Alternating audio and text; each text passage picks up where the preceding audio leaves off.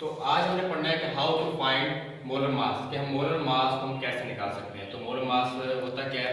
Molar mass की पहले हम डेफिनेशन पढ़ लेते हैं। The sum of all atoms atomic masses that present in a formula।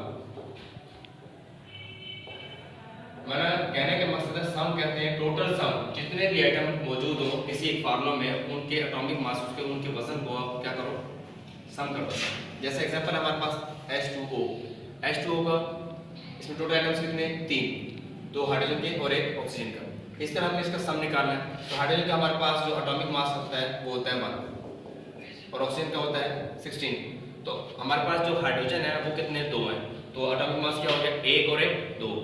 तो इस तरह ये 2 हो गया, प्लस ऑक्सीजन हमारे पास एक एटम है तो इसलिए ऑक्सीजन का वजन कितना है? 16। तो ये कितना हो गया? टोटल 18। ये इसका हो गया हमारा मोलर मास। इसी तरह हमारे पास है H2O7। तो H का एटॉमिक मास मैंने बताया अभी 1 होता है, S का होता है 32, O का होता है 16। तो इस तरह हमारे पास H कितने हैं? 2। तो हाइड्रोजन 1 और 1 कितने हो गए? 2।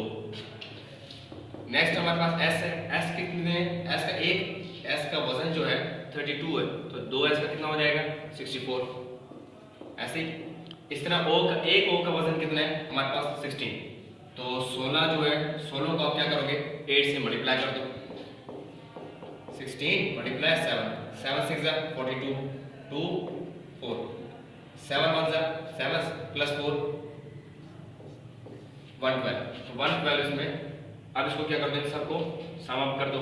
तो 112 64 2 2 4 6 2 8 7 1। तो ये हमारा टोटल कितना आ गया? 178। ये इसका क्या आ गया? Molar mass. इसी तरह हमारे पास एक और एग्जांपल है इसकी CH3। तो अब कार्बन का एटॉमिक मास होता है हमारे पास 12, H का होता है हमारे पास एटॉमिक मास 1 और ऑक्सीजन का एटॉमिक मास होता है हमारे पास 16। तो हमारे पास कार्बन कितने हैं? 2। तो 12 और 12 कितने हो गए? 24। अब हाइड्रोजन हमारे पास कितने? 4। एक हाइड्रोजन का वजन क्या है? 1, तो 4 का हो गया 4। इसी तरह एक ऑक्सीजन का वजन 16, 16 और 16 32। आप इसको क्या कर लो? प्लस कर लो, इनको सम अप। 28 और 32 कितना हो गया? 60। तो इसका 60 क्या आ गया? इसका एटॉमिक मोलर मास। इस तरह हमारे पास बहुत सारे एग्जांपल है मोलर मास निकालने के। तो आज हमने पढ़ा कि how to find molar mass, और मोलर मास होता है